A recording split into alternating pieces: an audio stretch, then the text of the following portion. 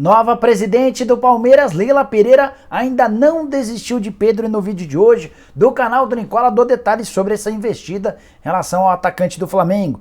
Bora contar também sobre Felipe Melo, valores do acerto do Felipe Melo, acerto verbal com o Fluminense. Quero contar ainda sobre a reeleição de Rodolfo Landim e os planos do presidente rubro-negro e de Marcos Braz em relação ao futuro técnico, eles falaram depois da eleição. Para completar novidades sobre o Vasco, que tem, enfim, um novo técnico, Zé Ricardo já foi anunciado, o Santos tentando a contratação de Johan do Atlético Mineiro, por falar no Galo. Como é que andam as contas do Atlético depois de todos esses títulos? E para finalizar, trago informações sobre o Grêmio, que pode ser rebaixado matematicamente nesse domingo. O presidente do Grêmio, Romildo Bolzan, disse como é que o Grêmio fica em caso de rebaixamento. Antes de contar tudo isso, deixa eu só me apresentar, sou o Jorge Nicola, jornalista esportivo, e criei esse canal no YouTube para tentar deixar vocês todos super bem informados sobre as coisas do futebol. Já temos mais de 1.100.000 inscritos e eu gostaria muito de contar com a sua inscrição. É só apertar esse botãozinho vermelho de inscreva-se para ter acesso a informações exclusivas de mercado, bastidores, finanças, salários e muito mais.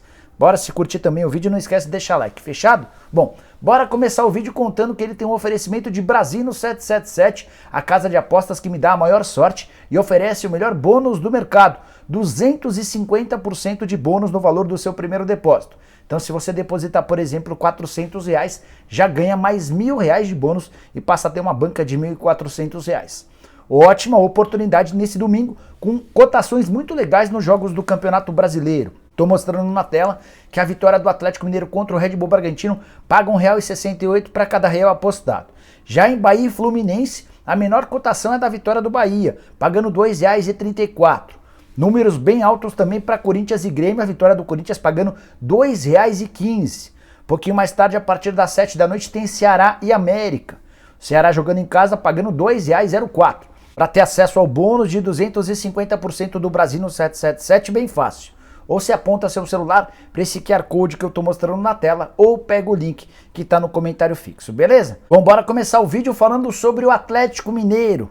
E o presidente Sérgio Coelho foi perguntado a respeito das contas do Galo depois da conquista do título do Campeonato Brasileiro e a expectativa de conquistar também a Copa do Brasil. O presidente respondeu primeiramente sobre a perda ou a necessidade de faturar R$120 milhões com venda de jogadores. Essa meta não será alcançada. Mas ele lembrou que uma série de outras receitas novas e inesperadas acabaram por cobrir esse prejuízo. Vale lembrar que somente com cotas de participação nos torneios, o Atlético já embolsou R$112 milhões. Nesse valor a gente está incluindo os 33 milhões do Campeonato Brasileiro, os 40 milhões da Libertadores da América, tem também uma grana da Copa do Brasil. E se o Galo vencer o Atlético Paranaense na decisão, vai chegar a um total, com participação em competições, de R$145 milhões somente nessa temporada. Vale lembrar que o Atlético já tem 3 reforços garantidos para o próximo ano. Vitor Mendes, zagueiro, e Castilho, meio atacante, os dois emprestados ao Juventude, serão reintegrados ao elenco. Outro que está confirmado é o Ademir, que faz bom campeonato brasileiro pelo América, tinha contrato até 31 de dezembro e já assinou um pré-contrato com o Atlético Mineiro. Para fechar sobre o Galo, jogo nesse domingo, jogo das taças, jogo da faixa, da festa, junto ao seu torcedor no Mineirão contra o Red Bull Bragantino. É a chance do Galo em ampliar o seu número, a sua campanha espetacular de 81 pontos. Se você for ao Mineirão, saiba que voltando para casa, faremos por volta das 8 horas da noite programa do Nicola, ou melhor, a live do Nicola de domingo, e a gente aguarda por você para responder as suas perguntas. Fechou? Bom, quero falar agora sobre o Grêmio, que faz jogo de vida ou morte nesse domingo. O tricolor gaúcho pode ser rebaixado se perder para o Corinthians. Nesse caso, o Grêmio estaciona nos 39 pontos e o primeiro time fora da zona do rebaixamento já tem 43. Como só restaria um jogo para o Grêmio, dá para cravar que o Grêmio, perdendo hoje, será rebaixado de forma matemática. Jogo extremamente complicado contra o Corinthians na Neoquímica Arena, com um clima de revanche. Isso porque em 2007 o Corinthians foi rebaixado pelo Grêmio no Olímpico. Então, desde então, isso está muito vivo na cabeça do torcedor do Corinthians. O presidente Romildo Bolzan deu uma entrevista à ESPN explicando como é que vai ficar o Galo, ou melhor, como é que vai ficar o Grêmio em caso de rebaixamento. E o Romildo deixou bem claro que vai haver uma necessidade grande de readequação. Hoje a folha salarial do Grêmio gira na casa dos R$15 milhões por mês. Está entre as 3 mais altas do país.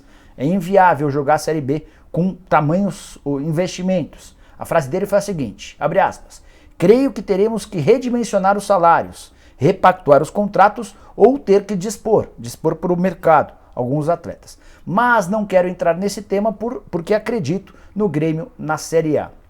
O Grêmio só consegue se manter na Série A se vencer seus 2 jogos, hoje contra o Corinthians e no próximo meio de semana contra o Atlético Mineiro, jogo em casa. Além disso, ainda precisaria torcer por tropeços de adversários. O Grêmio nesse momento é só o 18º colocado, atrás até do Bahia, que é o 17º e também está na zona do rebaixamento. Só para arrematar, contar um pouquinho sobre a folha salarial do Grêmio. Eu falei de 15 milhões de reais. Os maiores salários são do Douglas Costa, na casa de 1.200.000 por mês. Jeromel, na casa dos 800 mil. O Kahneman aparece um pouquinho abaixo com 700 mil. E logo depois vem o Diego Souza, que fatura 500 mil reais por mês, ao lado do Everton, ex-jogador do São Paulo e também do Flamengo. Quero contar agora sobre o Santos, de olho em um jogador do Atlético Mineiro. Trata-se do Johan, meio atacante, que foi bem pouco aproveitado nessa temporada. Jogava mais com o Jorge Sampaoli, houve a mudança na comissão técnica e o Johan perdeu oportunidades. No Campeonato Brasileiro esteve em campo 17 vezes, sendo 9 como titular, mas faz bastante tempo que o Johan não é aproveitado. Então, se depender da diretoria do Atlético diante de uma boa proposta, pode haver negócio. A ideia do Galo era vender o Johan para recuperar o investimento feito quando da compra dele junto ao Palmeiras. Se não houver proposta em definitivo, a proposta de empréstimo pode ser avaliada. O Johan tem contrato com o Atlético até dezembro de 2023 e sua multa rescisória ou a pedida do Galo gira hoje na casa dos 14 milhões de reais. Eu acho que não consegue esse valor. De qualquer forma, é um jogador à disposição do mercado. Antes de mudar de assunto, só contar que o Santos também tentou o William Bigode. O negócio está praticamente descartado. O Santos já avaliou que não tem capacidade financeira para bancar os vencimentos do Bigode, que renovou o contrato com o Palmeiras, mas talvez não fique. Quero contar agora sobre o Vasco, que anunciou nesse sábado seu novo treinador, Zé Ricardo. Já havia um acordo verbal entre as partes há mais de uma semana. Só que o Zé estava tentando alinhar a rescisão do seu contrato com o Qatar SC. Havia uma série de pendências financeiras do clube para com o treinador. Nesse sábado o negócio foi resolvido e o Zé Ricardo autorizou o Vasco a fazer o anúncio de forma oficial. O próprio Zé já escreveu nas suas redes sociais, chegou a dizer o seguinte: estou muito feliz em poder voltar para a colina histórica, lugar onde passei momentos maravilhosos. O Vasco merece voltar à elite. Legal contar que o Zé Ricardo já trabalhou como técnico do Vasco e conseguiu, depois de assumir o time numa péssima condição no Campeonato Brasileiro, levar o Vasco inclusive para a Libertadores da América. Foi a última participação cruzmaltina na principal competição das Américas. Se o técnico já está confirmado, o Vasco segue com dificuldades para encontrar um novo diretor executivo e um coordenador de futebol. Coordenador de futebol nesse momento pode ser o Fernando Praz, que deixou o Palmeiras. Há uma negociação para que ele se torne, ou para que ele exerça um cargo parecido no Palmeiras. O Vasco está tentando se intrometer nessa parada e fechar com o Praz antes de um anúncio da Leila. Bora falar agora sobre o Flamengo, que elegeu nesse sábado o Rodolfo Landim para mais 3 anos de mandato. O atual presidente teve uma vitória folgada nas urnas, 65% dos votos, ou 1.301. Só a título de curiosidade, o segundo colocado, o Marco Aurélio Assef, ficou com 284. E a soma dos votos do Marco Aurélio, do Walter Monteiro e do Ricardo Hirschman, imagino que talvez Hirschensen, será que é assim que se fala? A soma dos votos desses 3 concorrentes não equivaleria à metade dos votos do Rodolfo Landim. Vitória bem folgada do atual presidente, que está eleito para mais 3 mandatos. Ainda na sede do Flamengo, logo depois da eleição, o Landim confirmou a permanência do Marcos Braz, também falou sobre a busca por técnico, enfim. E o Marcos Braz também foi ouvido. O vice-presidente de futebol do Flamengo fez algumas revelações importantes, como por exemplo de que o Rogério Ceni chegou a pedir por 2 vezes demissão enquanto técnico do Flamengo, mas a diretoria do Flamengo demoveu ele da ideia. Ele acabou ficando e foi campeão brasileiro, mais pra frente foi demitido, isso todo mundo já sabe. Sobre a busca do Flamengo por um treinador, Marcos Braz disse que não haverá qualquer movimento antes do fim do Campeonato Brasileiro. Tem mais 2 rodadas para serem disputadas, que ele vai estar ao lado do time nas 2 próximas rodadas e a partir daí vai pensar em técnico.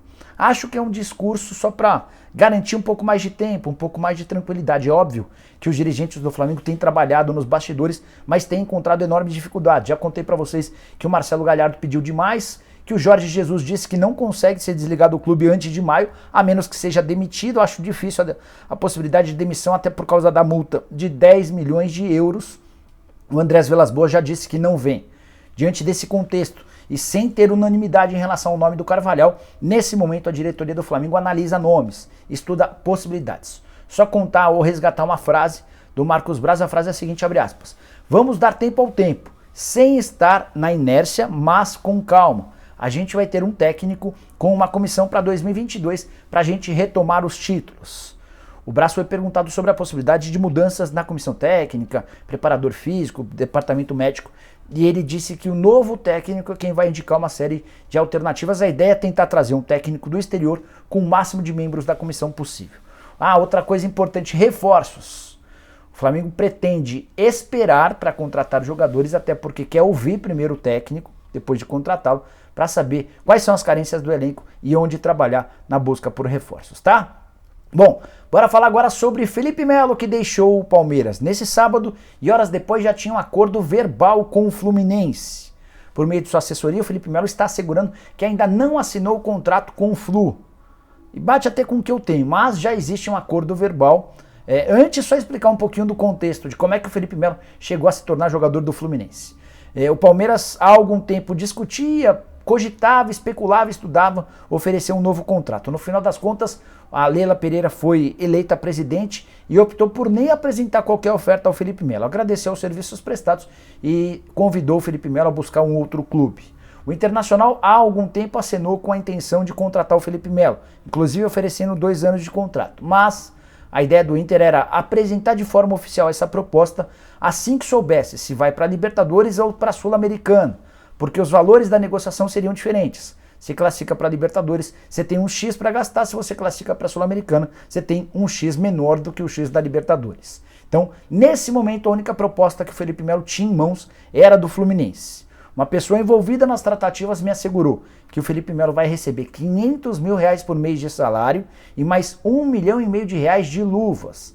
Faltava só um pequeno, mas importante detalhe: o tempo de contrato. Felipe Melo vinha batendo na tecla de que queria 2 anos de contrato. O Fluminense tinha a ideia de oferecer 1. A tendência é que ele feche por 1 ano, renovável por mais 1. E esse R$1,5 milhão de luvas seria diluído ao longo do tempo do contrato. Ele vai faturar cerca de pouco mais de R$600 mil por mês, se transformando no jogador mais bem pago do atual elenco do Fluminense, à frente inclusive do Fred, que ganha 500 mil, ou Paulo Henrique Ganso ganha 400 mil. De qualquer forma, chega para um clube que vai disputar a Libertadores da América, ou pelo menos se imagina que vai disputar a Libertadores da América, e chega com bastante moral, recomendado inclusive pelo Fred. 2 curiosidades antes de mudar de assunto. O pai do Felipe Melo é torcedor declarado do Fluminense, mas Felipe Melo sempre foi rubro-negro, torcedor do Flamengo, vai jogar por um rival. Quero fechar o vídeo para falar agora sobre o Palmeiras, resgatando uma informação que eu trouxe com exclusividade para vocês há coisa de 1 mês. O Palmeiras tem a intenção de contratar o Pedro. Desde que eu trouxe essa notícia, sempre tratei essa informação como algo bem difícil de ser concretizado. Mas uma fonte minha do Palmeiras, uma pessoa muito próxima da Leila Pereira, que me assegurou que o Palmeiras já tem muito perto a contratação do Giovanni Gonzalez e que não contará com o Luiz Adriano para a próxima temporada, essa mesma pessoa me assegurou que as negociações com o Pedro ainda não foram finalizadas. Existe alguma esperança, não é das maiores, mas dentro do Palmeiras ainda se trabalha em cima desse nome. Como é que o Palmeiras age? Não falou em nenhum momento com o pessoal do Flamengo e só vai falar se sentir firmeza em relação às tratativas com o Pedro. Nesse momento, a atuação consiste em tentar convencer os empresários do Pedro de que a mudança para o Palmeiras seria o melhor dos mundos, para o Palmeiras, mas também para o Pedro. E motivos não faltam. No Flamengo ele é reserva. No Flamengo ele não vai ser convocado para a seleção brasileira. No Flamengo ele vai ter dificuldade em se estabelecer como um cara importante. Afinal de contas, dentro do próprio time do Flamengo, tem um jogador que atua mais que ele. No Palmeiras, além de um aumento salarial, ele teria a oportunidade de ser o protagonista e, eventualmente, se jogasse bem, até de disputar a Copa do Mundo de 2022. Pelo menos esse foi um dos argumentos usados pelo Palmeiras em relação ou nas conversas com os representantes do Pedro, que ainda não se posicionaram. Eles entendem que seria bem difícil mostrar ou demonstrar aos dirigentes do Flamengo a intenção de se mudar para o Palmeiras. O Palmeiras até lembra do episódio na metade do ano, quando o Pedro tentou jogar a Olimpíada, o Flamengo não foi muito cavalheiro, não foi muito cordial e acabou por não liberar o atleta, houve uma rusga, mas parece que esse assunto foi superado. O Flamengo desembolsou 14 milhões de euros para comprá-lo da Fiorentina. ainda não pagou 4 das 6 parcelas. Essas parcelas são pagas a cada 6 meses, só vencendo as 2 primeiras parcelas, ou seja, ainda tem uma grana a ser paga. O Palmeiras, se fizer uma proposta de 14 milhões de euros, não tem a menor chance de contratar. Você pode até sugerir, então por que o Palmeiras não paga o valor da multa rescisória? Ninguém no Flamengo confirma o valor da multa rescisória, mas é muito superior aos 14 milhões de euros, algo que torna o negócio absolutamente inviável. Só daria para fazer algum acordo se o Pedro forçasse a barra para sair, e a partir daí o Flamengo pudesse aceitar negociar o atleta por 14, 15, 16 milhões de euros. Repito, segue sendo muito difícil, mas queria contar para vocês que o Palmeiras ainda não desistiu da contratação do Pedro, entende que ele seria o camisa 9 dos sonhos. Palmeiras que liberou o Felipe Melo e o Jailson nesse sábado e vai seguir sua reformulação nos próximos dias. A ideia é trazer reforços e também diminuir sua folha salarial com atletas que não vêm sendo tão aproveitados. Beleza? Bom, nos vemos no final da tarde, por volta das 8 da noite, com a live do Nicola, aquela live tradicional em que a gente tem mais ou quase sempre 5 mil pessoas participando, mandando likes, perguntas, dúvidas. Você entra, participa, manda a sua dúvida e vamos bater papo. Fechou? Até lá, tchau, tchau!